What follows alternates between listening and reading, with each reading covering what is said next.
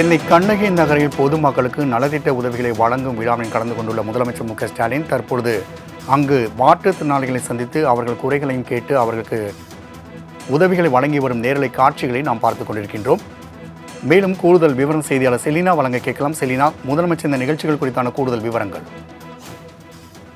சென்னை சோழிங்கநல்லூர் தொகுதிக்குட்பட்ட கண்ணகி நகர் பகுதியில் மாற்றுத்திறனாளிகள் நலத்துறையால் செயல்பட்டு வரக்கூடிய தமிழ்நாடு உரிமைகள் திட்டத்தின் கீழ் மாற்றுத்திறனாளிகளுக்கு உடல் மற்றும் மனம் சம்பந்தப்பட்ட மறுவாழ்வு சேவை வழங்குவதற்காக அமைக்கப்பட்டிருக்கக்கூடிய விழுதுகள் ஒருங்கிணைந்த சேவை மையத்தை முதலமைச்சர் மு.க.ஸ்டாலின்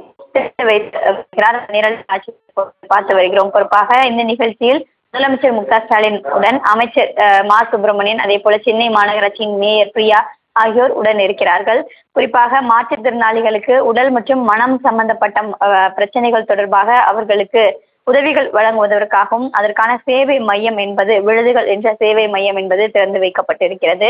திறந்து வைக்கப்பட்டு அங்கு இருக்கக்கூடிய மாற்றுத்திறனாளி மாணவர்கள், அதே போல மாற்றுத்திறனாளிகளுடன் முதலமைச்சர் மு.க.ஸ்டாலின் நேரடியாக உரையாற்றி வருகிறார். அவர்களுக்கு என்ன பிரச்சனைகள் இருக்கிறது, அவர்களுக்கு என்ன மாதிரியான ஆலோசனை என்பது வழங்கப்பட இருக்கிறார்கள், சிகிச்சை முறைகள் தொடர்பாகவும் அவர்களுக்கான பாதிப்புகள் தொடர்பாகவும் தற்பொழுது முதலமைச்சர் மு.க.ஸ்டாலின் அங்கு இருக்கக்கூடிய அந்த மையத்தில் பணியாற்றி வருபவர்கள் கூடிய பணியாளர்களுடன் ஆலோசனை என்பது நடத்தி வருகிறார். அதே போல இந்த மையத்தின் சிறப்பு ஏற்பாடுகள் தொடர்பாகவும் அமைச்சர் மா சுப்பிரமணியனிடம் கேட்டறிந்தார். இந்த மையம் எப்படி செயல்பட இருக்கிறது, இந்த மையத்தில் எத்தனை பேர் வரையிலும் இவர்களுக்கான அந்த மனம் மற்றும் உடல் சம்பந்தப்பட்ட மாற்றுத்திறனாளிகளுக்கான அந்த மறுவாழ்வு சேவை என்பது வழங்கப்பட இருக்கிறது, அரசின் சார்பில் என்னென்ன மாதிரியான முன்னெடுப்புகள் எடுக்கப்பட்டிருக்கிறது என்பது தொடர்பாக முதலமைச்சர் மு.க.ஸ்டாலின் அமைச்சரிடம் கேட்டறிந்தார்.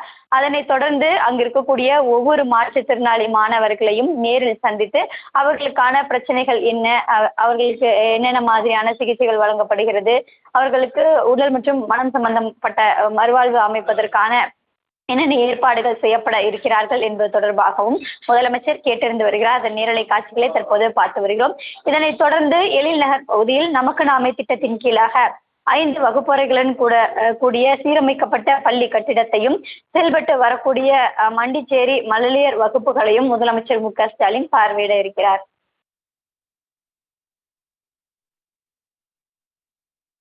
செலினா, தகவலுக்கு நன்றி.